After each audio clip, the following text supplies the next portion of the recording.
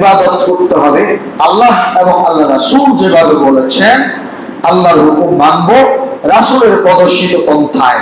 এছাড়া ভিন্ন পন্থায় ইবাদত করলে সেই ইবাদত আমাদের জন্য সেটাকেই বলা হয় বিদআত। অর্থাৎ আল্লাহ রাসূল বলছেন ইবাদত একরকম করার জন্য, আমি নতুন করে ইবাদতের সিস্টেম তৈরি করে ফেললাম, এর নাম কি? বিদআত। এর নাম কি? বিদআত। সুতরাং এরকম বিদআতি ইবাদত করা যাবে না। নীরব ভাবে আল্লাহর কাছে সাহায্য চাইবো, আল্লাহর কাছে ক্ষমা চাইবো, আল্লাহর কাছে কাঁদবো, আল্লাহর কাছে। আল্লাহই শুনবে, আর কেউ শুনবে না। আল্লাহ ছাড়া আমাদের শোনাবে আর কেউ না। এই জন্য এরপরে আল্লাহ বলছেন, এরপরে অধিকার যেটা পিতা মাতার সাথে সদাচরণ করবে। পিতা মাতার সাথে সদাচরণ করবে। পিতা মাতার সাথে সদাচরণ করবে আল্লাহ পাক পূর্ণ আয়াতে বলে দিয়েছেন, ওয়াকাদা রাব্বুকা আল্লা তা'বুদু ইল্লা ইয়্যাহু ওয়া বিল ওয়ালিদাইনি ইহসানা ইম্মা ইয়াবলুগান্না ইনদাকাল কিবারা আহাদুহুমা আও কিলাহুমা فلا تقل لهما أف ولا تنهرهما وقل لهما قولا كريما واخفض لهما جناح الذل من الرحمة وقل رب ارحمهما كما ربياني صغيرا। আল্লাহ পাক সুন্দরভাবে আল্লাহর ইবাদত কেমনি সেজদা দিতে হবে এটা বলে নাই, কোন সূরা পড়তে হবে আল্লাহ বলে নাই, কোনটা তেলাওয়াত করতে হবে আল্লাহ বলে যে আল্লাহ রাসূল বলছেন। কিন্তু পিতা মাতার খেদমত করার ক্ষেত্রে আল্লাহ পাক পদ্ধতিও বলে দিয়েছেন যে কিভাবে পিতা মাতার খেদমত করবা। কারণ আল্লাহ বুঝে মানুষকে আল্লাহ পাক যে প্রকৃতি দিয়ে তৈরি করেছেন, দাম্ভিকতা এবং অহংকারের কারণে মানুষ এই সমস্যাগুলো করবে। যার কারণে পিতা মাতার সাথে মানুষ যে অসদাচরণ করে সেটা দাম্ভিকতার কারণে করে, অহংকারের কারণে করে। সেটা কেমন? বাবা কৃষক, ছেলে ম্যাজিস্ট্রেট ধরে নেন। বাবা ছোট ব্যবসায়ী, ছেলে ডাক্তার। এখন এই বাবাকে বাবা বলতে কষ্ট হয়, হয় কিনা? তার বন্ধু বান্ধবের সাথে এই বাবাকে পরিচয় করাই দিতে কষ্ট হয়। নিজের বাসায় বাবাকে মাকে রাখতে কষ্ট হয়, বৃদ্ধাশ্রমে বাবা মাকে রাখে। কারণ তার সামাজিক স্ট্যাটাসের সাথে এই বৃদ্ধ বাবা মা মানায় না। কারণ এ তো কৃষক, এ তো ছোট্ট ব্যবসায়ী, এ লুঙ্গি পরতে জানে না, প্যান্ট পরতে জানে না, টুপি লাগাইতে জানে না। এ আমার বাবা হবে, আমার প্রাইভেসি নষ্ট হয়ে যাবে। এই দাম্ভিকতা থেকে পিতা মাতার অসদাচরণ করে। আল্লাহ পাক মুখতারান ফাখুরা বলেছেন, এই যত অধিকার এখানে বলেছেন, এই অধিকারগুলো অবজ্ঞার ক্ষেত্রে একমাত্র কারণ হচ্ছে মুখতারান ফাখুরা, দাম্ভিকতা এবং অহংকার। এই জিনিসটার কারণে এই করে।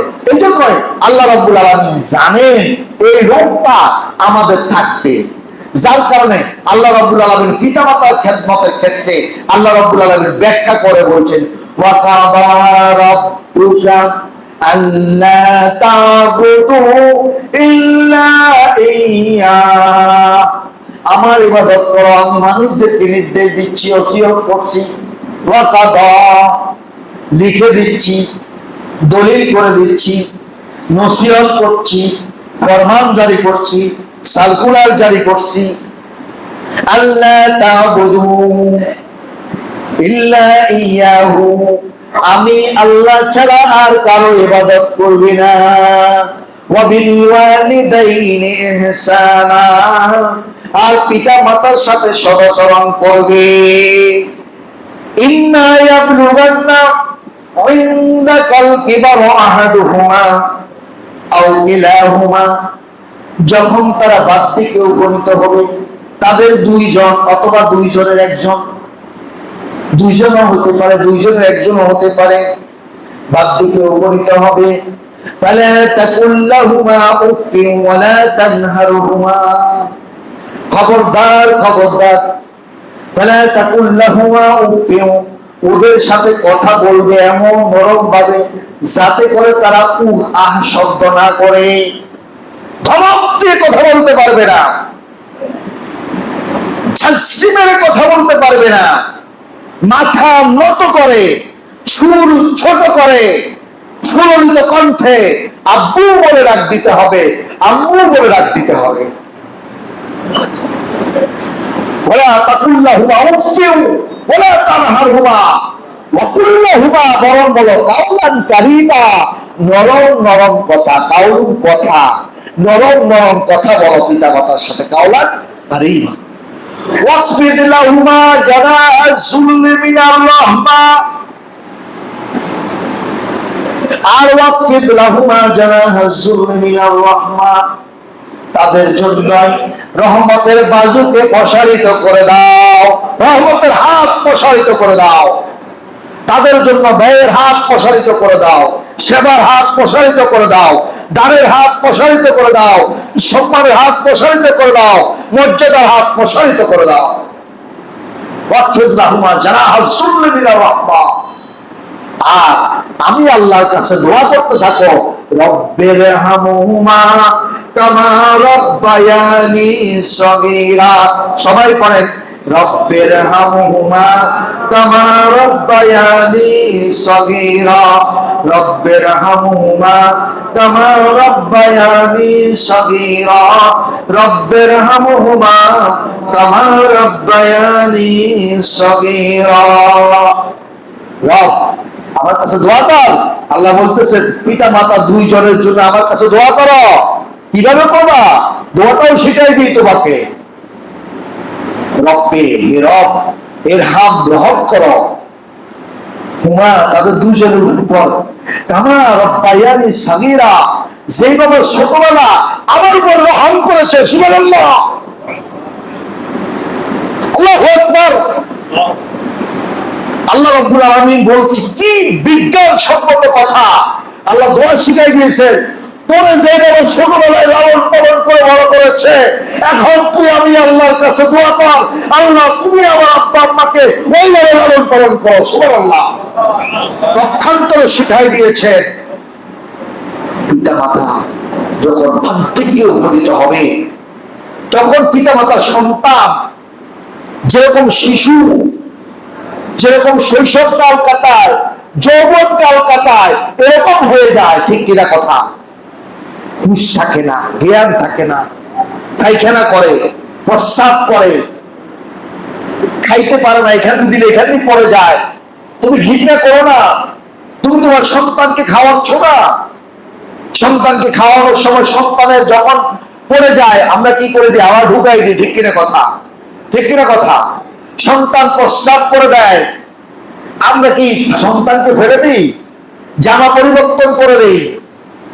সন্তানের জন্য কত আয়োজন করি, করি কিনা?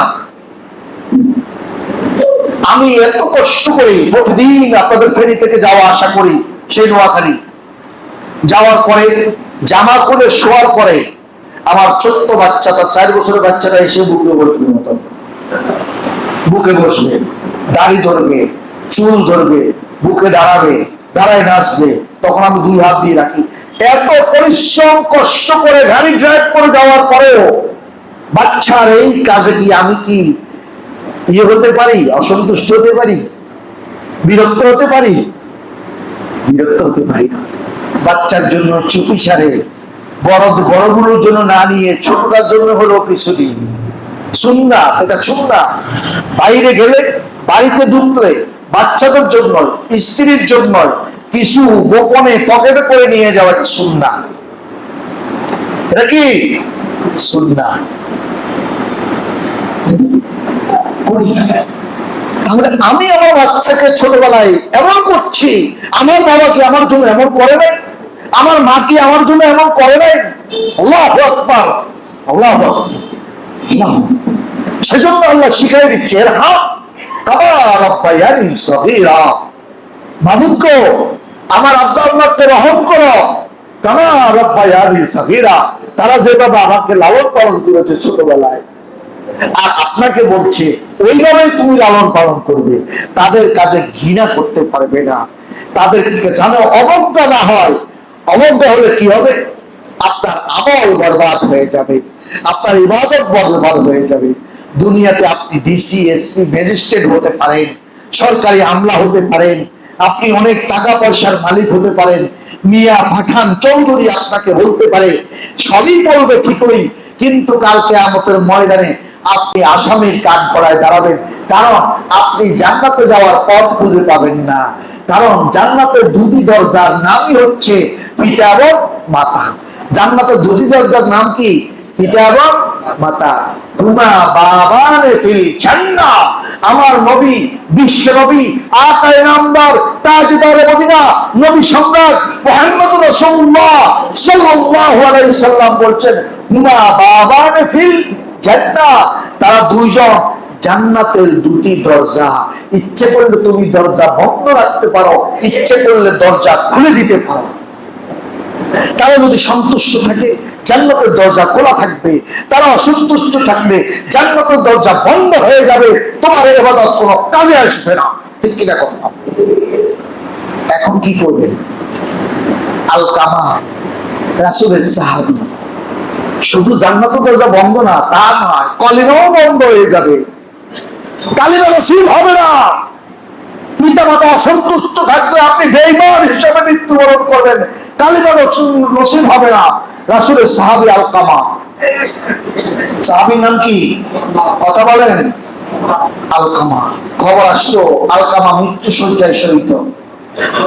আলকামা মৃত্যুশয্যায় শহীদ। সমস্যা একটা, তাকে কালমার তালিম দেওয়া হচ্ছে, সেই কালিমা উচ্চারণ করতে পারে না, মুখ থেকে কালিমা আসতেছে। রাসূল ছুটে গেলেন, রাসূল সাহাবী তো, ছুটে গেলেন। রাসূল তালকিন দিচ্ছে, আশহাদু আল্লা ইলাহা ইল্লাল্লাহ ওয়া আশহাদু আন্না মুহাম্মাদার রাসূলুল্লাহ। কোনো খবর নাই, মুখ দিয়ে বের হয় না, কালিমা বের হচ্ছে না, মুখ দিয়ে কালিমা বের হচ্ছে। রাসূল চিন্তা করলেন, বললেন, আলকামা বাবা মা আছে? মা আছে। মা কোথায়?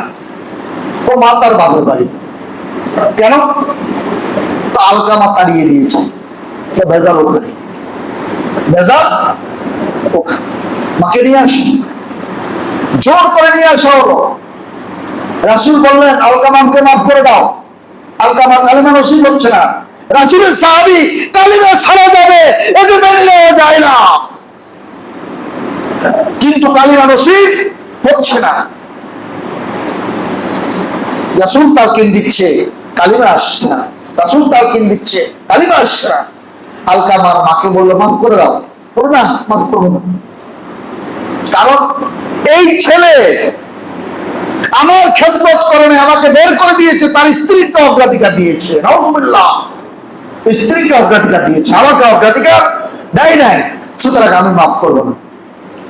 আল্লাহ রাসূল মনোবিজ্ঞানী, আল্লাহ রাসূল সব মনোবিজ্ঞানী, শ্রেষ্ঠ মনোবিজ্ঞানী আমার রাসূল। মনে রাখবেন, সকল বিজ্ঞানী শ্রেষ্ঠ বিজ্ঞানী আমার রাসূল। সুবহানাল্লাহ, সুবহানাল্লাহ, সুবহানাল্লাহ। আমার রাসূল সাহাবারা বললেন যে, আমার সাহাবী, আমি কালমা তালকিন দিচ্ছি, কালেমা নসিব হচ্ছে না, এই সাহাবীকে রাখবো না, আগুনে পুড়ে দেব, লাকড়ি সংগ্রহ করো। লাকড়ি আনা হলো। আলকামা মা এরপরও বলে না, নরম হয় না। লাকড়ি আনা হলো, আগুন ধরাবে, আলকামাকে ধরো, আগুনে উঠে দিই। আলকামার মা দূর থেকে দেখে চিৎকার করে বলছে, খবরদার, খবরদার, আমার ছেলেকে পড়াইও না, আমি তাকে মাফ করে দিলাম, আমি তাকে মাফ করে দিলাম। সুবহানাল্লাহ, এর নাম মা। আর সাথে সাথে আলকামা বলতেছে, লা ইলাহা ইল্লাল্লাহু মুহাম্মাদুর রাসূলুল্লাহ। বলেন, লা ইলাহা ইল্লাল্লাহ, লা ইলাহা ইল্লাল্লাহ, লা ইলাহা ইল্লাল্লাহ, লা ইলাহা ইল্লাল্লাহ, লা ইলাহা ইল্লাল্লাহ, লা ইলাহা ইল্লাল্লাহ, লা ইলাহা ইল্লাল্লাহ, লা ইলাহা ইল্লাল্লাহ মুহাম্মাদুর রাসূলুল্লাহ।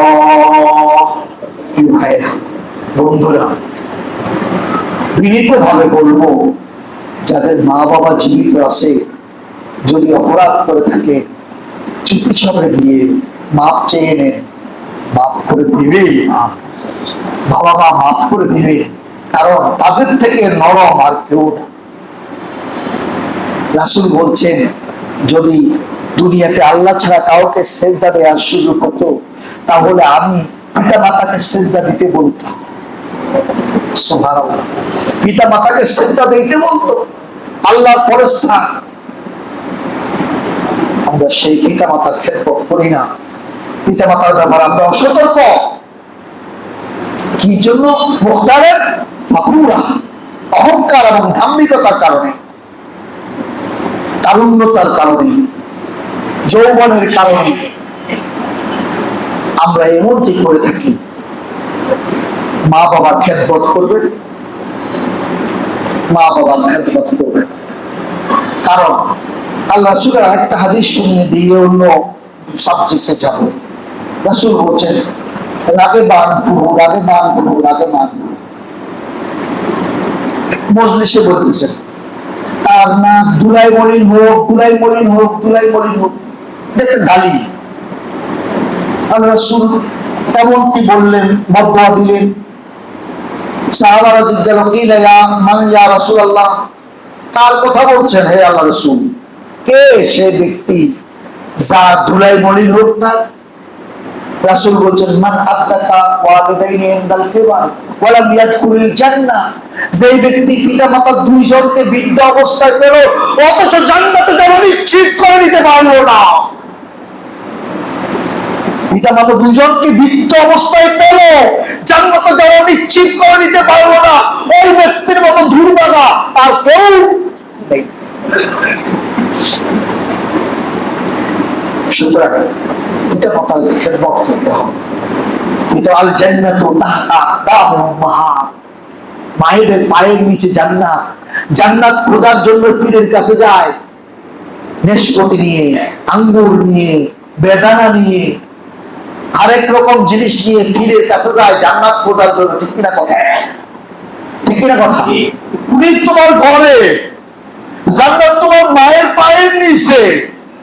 তুমি রাতে বাসায় ঢুকতে মায়ের জন্য আঙ্গুর নিয়ে যাও, বেদানা নিয়ে যাও, নেশপতি নিয়ে যাও, আপেল নিয়ে যাও, আস্তে করে ঢুকে মাকে বসে পাশে বসে একটু খাওয়াও, একটু খাওয়াও।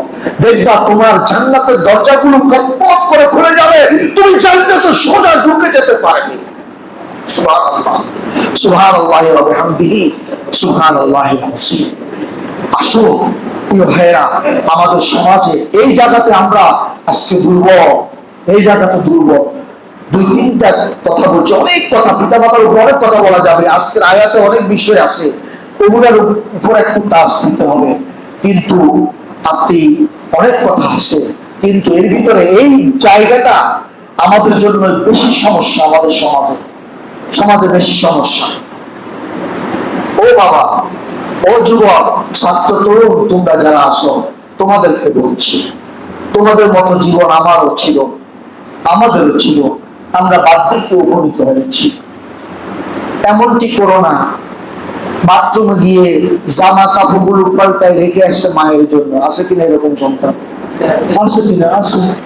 তুমি এমন করো কেন? তুমি তো শক্তিশালী, এখন তোমার মা করবে কেন? তুমি করো, তোমার মায়েরটা তুমি করো। দেখবা তোমার মা খুশি হবে, আল্লাহ খুশি হয়ে যাবে।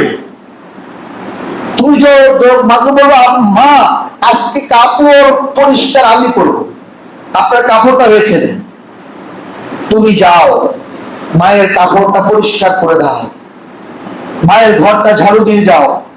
মা রান্নাঘরে, তুমি পাশে বসে যাও, তরকারিটা কুটে যাও। হ্যাঁ, কুড়ানি তো আমরা কুটে দাও। রেডি করে দাও, আমার খুশি হয়ে যাবে, আল্লাহ খুশি হয়ে যাবে, তোমার জেহান বেড়ে যাবে। তুমি যদি সত্য হও জেহান বেড়ে যাবে। জেহানের তাবিজের জন্য পীরের কাছে যাওয়া লাগবে না, পানি পড়ার জন্য খতিব সাহেবের কাছে আসা লাগবে না, পানি পড়া মাঠ থেকে না, ঠিক কিনা কথা? এই খেদমত গুলো করো, মায়ের মাথাটা আশ্রয় দাও, মায়ের চুলটা মাথাটা মেসেজ করে দাও, মায়ের হাতটা মেসেজ করে দাও, পাওটা মেসেজ করে দাও, দেখবা আল্লাহ খুশি হয়ে যাবে, জান্নাতের পথ তোমার জন্য সহজ হয়ে যাবে। সুবহানাল্লাহ। তুমি যদি সাদকা হও জাহান হয়ে যাবে, তুমি বেকার হলে তোমার চাকরি সহজতা হয়ে যাবে। আমি বললাম, আমার আল্লাহ বলছে, আমার নবী বলছে, আল্লাহ যদি সন্তুষ্ট হয় দুনিয়ার সব তোমার জন্য হয়ে যাবে। সুবহানাল্লাহ। আসুন আমরা পিতা মাতাকে বৃদ্ধাশ্রম চিন্তাও করবো না। মুসলিম দেশে বৃদ্ধাশ্রম থাকবে, এটি অত্যন্ত ভয়ঙ্কর। আসে বৃদ্ধাশ্রম আছে না বাংলাদেশে? আপনাদের ফেরিতেও আছে, ভঙ্গ হয়ে গেছে, আমি দেখছি, দেখে এসছি। আপনাদের ফেরিতে আছে, জানেন? কাজীরবাগে যে বৃদ্ধাশ্রম আছে আপনারা জানেন? এটা ভঙ্গ হয়ে গেছে। আলহামদুলিল্লাহ আমরা সচেতন, আমাদের এখানে বৃদ্ধাশ্রম দিলে কাজে হবে না, কারণ আমরা মুসলমান। আমরা জানি আমার ইবাদত হচ্ছে পিতা মাতার সত্তা, আমার ইবাদতই হচ্ছে পিতা মাতার সেবা করা, আমার জান্নাত হচ্ছে পিতা মাতার মাধ্যমে। তো সুতরাং আমি আমার এই জান্নাতের পথকে আমি কেন বৃদ্ধাশ্রমে রেখে আমি জাহান্নামে যাওয়ার চেষ্টা করব? আল্লাহ পাক আমাদেরকে সতর্ক হওয়ার তৌফিক দান করুন, পিতা মাতার খেদমত করার তৌফিক দান করুন। وبالوالدين إحسانا وبذي القربى واليتامى وبذي القربى, ঘনিষ্ঠ আত্মীয়, পিতা মাতার ঘরে ঘনিষ্ঠ আত্মীয়ের কথা বলছি, এটা আমরা করি না। সিলাতুর রহিম, সিলাতুর রহিমের এই সম্পর্ক আমাদের সমাজে কমে গেছে, শহরে আরো বেশি। একটা কথা বলবো, আপনারা রাগ করবেন। একটা কবি একটা কবিতা লিখেছে, ইটের পরে ইট, তার নাম, তার ভিতরে মানুষ নামে কি দালান কোটা হচ্ছে, কিন্তু আমরা কীট হয়ে যাচ্ছি। রাগ করছেন আমার কথায়? রাগ করেন আমার কথায়? আমি না বললে কে বলবে? আমাকে দায়িত্ব দিয়েছেন বলার জন্য, আমি বলতে হবে। আজকে শহর বলেন, গ্রাম বলেন, আমরা একেবারেই কঞ্জুস হয়ে গেছি, আমরা কীট পতঙ্গ হয়ে গেছি। দোতলায় মানুষ মারা গেছে, 5 তলা থেকে নেমে আমরা খবর দিচ্ছি না কে কি হয়েছে, এই ঘরে এই বাসায় কি হচ্ছে আমরা খবর। একই বাসায় আমি থাকি, অথচ নিচের বাসার লোকজনের পরিচয় আমি জানি না, পাশের লোকজনের পরিচয় আমার জানা নাই। আসলে এরকম হচ্ছে না? এগুলো আমাদের সমাজকে নষ্ট করে ফেলছে। এটা মুসলমানদের সমাজে হতে পারে। এর ভিতরে আরো কঠিন হচ্ছে আত্মীয় স্বজন, নিকট আত্মীয় স্বজন। পিতা মাতার পরে স্থান, মায়ের দিক থেকে খালা, এরপরে নানি, আত্মীয় স্বজন এরকম যারা আছে নিকট আত্মীয়। বাবার দিক থেকে কে? চাচা, জেঠা, ফুপা, ফুপি, এদের খবর নিই না। আহারে, খবর নিই না। এমনকি বোনের খবর পর্যন্ত ভাই নেই না এখন, অথচ বোনেরা অপেক্ষা করে ভাই একটু খবর নেই। যারা বোন তারা সবসময় চায় আমার ভাই একটা ফোন করুক, আমার ভাই আমার একটু খবর নেই। দেখেন এ ব্যাপারে আমার নবী কি বলছেন, দেখেন। قال رسول الله صلى الله عليه وسلم لا يدخل الجنة قاطع الرحم, জান্নাতে প্রবেশ করবে না যারা আত্মীয়তার সম্পর্ক ছিন্ন করে। যারা আত্মীয়তার সম্পর্ক ছিন্ন করে তারা জান্নাতে প্রবেশ করবে না।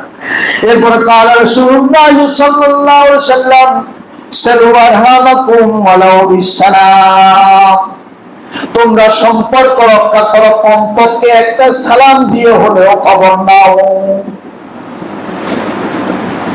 আত্মীয় স্বজনের খবর নিতে হবে, পাড়া প্রতিবেশীর খবর নিতে হবে। ওয়াকাল রাসূলুল্লাহ সাল্লাল্লাহু আলাইহি ওয়াসাল্লাম মান কানা ইউমিন বিল্লাহি ওয়াল ইয়াউমিল আখির ফালইয়াসিল রাহিমা। যে ব্যক্তি আল্লাহর উপরে ঈমান এনেছে এবং আখিরাতে বিশ্বাস করে, সে যেন আত্মীয়তার সম্পর্ক রক্ষা করে। সুবহানাল্লাহ, সুবহানাল্লাহ। আসেনি বোনের সাথে ভাইয়ের কথা নাই, সম্পদের জন্য। সম্পদ নিয়ে কি কবরে যেতে পারবেন? মালিক কতটুকু হবে? এই যে আপনার দেহ যতটুকু, একটুকু শুধু কবর। এরপরে এখন কবর গুলো তো এরকম হয়েছে, কয়েক মাস পরে এটাকে উল্টে আরেকজনকে দাফন করে। সেটার মালিকও আপনি থাকেন না, সেটার মালিকও আপনি থাকেন না। তাহলে আপনি কি নিয়ে যাবেন? সাদা কাপড় বন্ধুরা, এটাও কয়েকদিন পরে নষ্ট হয়ে যায়, পরে পচে যায়, গলে যায়, মিশে যায় মাটির সময়। আপনি কিছুই নেবেন না। আপনি নেবেন শুধু আত্মীয়তার সম্পর্ক, পিতা মাতার খেদমত, ভাই ব্রাদারের খেদমত, মানুষের সাথে সদাচরণ। ঠিক কিনা? বলে না এই অমুক মানুষটা খুব ভালো ছিল, এটাই আপনি নিয়ে যাবেন। এই যে ভালো শব্দ, এই শব্দটাই আপনি নিয়ে যাবেন, আর কিছুই আপনি নিতে পারবেন না। ঠিক কিনা কত? বাবা বলেন ঠিক কিনা কত? সুতরাং এই দিকে আমাদেরকে নজর রাখতে হবে, খেয়াল রাখতে হবে। যাক, সময় লম্বা হয়ে যাচ্ছে, আমাদের সময় শেষ পর্যায়ে। আমি আসল কথাটাই বলতে পারলাম না। দুশে সাল্লাল্লাহু আলা মুহাম্মাদ সাল্লাল্লাহু আলাইহি ওয়াসাল্লাম, সাল্লাল্লাহু আলা মুহাম্মাদ সাল্লাল্লাহু আলাইহি ওয়াসাল্লাম। প্যারে হাজিরিন, এরপরে বলা হচ্ছে ওয়াল ইয়াতামা, এতিমদের সাথে সদাচরণ করা। রাসূলুল্লাহ সাল্লাল্লাহু আলাইহি সাল্লাম বলেছেন, আমি এতিম, যে ব্যক্তি এতিমের সদাচরণ করলো সে যেন আমার সাথে সদাচরণ। রাসূলুল্লাহ সাল্লাল্লাহু আলাইহি সাল্লাম বলতেন, কাল কিয়ামতের দিন এতিম এবং আমি এমন ভাবে থাকবো, এইভাবে দুটি আঙ্গুলকে একসাথে করলেন। দেখছেন তো এই দুটি আঙ্গুলকে ভিতর না জড়ানো? জড়ানো কিনা? আমার নবী বলছেন যে কাল কিয়ামতের দিন আমি এবং এতিম এইভাবে থাকবো। এরপরে বলা হয়েছে, রাসূলুল্লাহ সাল্লাল্লাহু আলাইহি ওয়াসাল্লাম সংক্ষেপে বলে যাচ্ছে, সময় শেষ পর্যায়ে। রাসূলুল্লাহ সাল্লাল্লাহু আলাইহি ওয়াসাল্লাম বলছেন, যেই ব্যক্তি এতিমের মাথায় হাত বুলাবে, এতিমের মাথায় যতগুলো চুল আছে তত পরিমাণ সব তাকে দান করা হবে। সুবহানাল্লাহ। এরপরে দুটি কাহিনী বলে শেষ করি। আল্লাহর এক ওলি, ওলি হওয়ার আগে ইসলাম একেবারে বদ, মদ, জুয়া, দাসুরি, একেবারে খারাপ প্রকৃতির লোক ছিলেন। এই খারাপ লোকটা একদিন রাস্তা দিয়ে হেঁটে যেতে একটা এতিম বাচ্চাকে দেখলো কাঁদতেছে। তিনি তাকে কুড়াই নিলেন, নিয়ে ঘরে নিলেন, নিজের সন্তানের মতো লালন পালন করা শুরু করে দিলেন। কিছুদিন পরে উনি স্বপ্নে দেখেন কিয়ামত হয়ে গেছে, বিচার ফয়সালা শুরু হয়ে গেছে, বিচারে ওনার রায় হয়ে গেছে, উনি জাহান্নামের দিকে চলে যাচ্ছেন। ফেরেশতারা হাঁকিয়ে হাঁকিয়ে ওয়াসিকাল্লাযিনা ইলা জাহান্নামা যুমারা, দলবদ্ধভাবে জাহান্নামে এনে নিবে না, জাহান্নামীদেরকে দলবদ্ধভাবে স্লোগান দিয়ে দিয়ে জাহান্নামে ফেলানো হবে। হাত ভরে বান্ধি, যেইভাবে আসামিদেরকে হাত ভরে বান্ধি ফেলানো, এরকম নিয়ে যাচ্ছে। হঠাৎ করে উনি স্বপ্নে দেখেন ওই এতিম ছেলেটা ওনার সামনে এসে দাঁড়াবে। দাঁড়া বলে, তোমরা কি একে কোন নিচ্ছ? জাহান্নামে। না, একে জাহান্নামে নেওয়া যাবে না, আমি আল্লাহর কাছে সুপারিশ করছি, একে জান্নাতে দিতে হবে না, এটা হবে না, এই জাহান্নামী, এর হিসাব নিকাশ হয়ে গেছে, এই জাহান্নামে চলে যাচ্ছে। না, একে জাহান্নামে নেওয়া যাবেই না। হঠাৎ করে গায়েবী আওয়াজ আসলো যে একে জাহান্নামে নেওয়া যাবে না, এই ছেলেকে এ লালন পালন করেছে, এতিম ছিল, এর ভরণ পোষণের দায়িত্ব নিয়েছে, সুতরাং তাকে আমি অনুমতি দিয়েছি সুপারিশ করার জন্য, আজকে তার সুপারিশ কবুল হলো, তাকে আমি জান্নাতে দিয়ে দিচ্ছি। সুবহানাল্লাহ। এরপরে আবার ঘুম ভেঙে গেল। এই ব্যক্তি বলে, আমি তওবা করলাম এবং ওই ছেলেকে লালন পালন আরো বাড়িয়ে দিলাম, আমি তওবা করে আমি ভালো পথে চলে আসলাম। একজন আল্লাহর ওলি। এই ছিল। তাহলে এতিমের সেবা যত্ন করলে, এতিমের সেবা শুশ্রূষা করলে জান্নাতে যাওয়ার পথ কি হয়? সুগম। যাই হোক, আরো অনেক কথা ছিল, সময় স্বল্পতায় বলতে পারলাম না। আরেকদিন আল্লাহ পাক তৌফিক দিলে আমরা বলবো ইনশাআল্লাহ। আজকে যে কথাগুলো বলেছি বাবারা, সর্বপ্রথম আল্লাহ পাক আমাকে আমল করার তৌফিক দান করুন। এই সবাই কওয়া হয় দেখছেন, এরা আর একজনও বলা যাবে না। আল্লাহ পাক আমাদের সবাইকে এই কথাগুলো অনুযায়ী আমল করার তৌফিক দান করুন। হাযা মা ইনদি ওয়াল ইলমু ইনদাল্লাহ আলাইহি তাওয়াক্কালতু ওয়া ইলাইহি উনীব। আসসালামু আলাইকুম ওয়া রাহমাতুল্লাহ।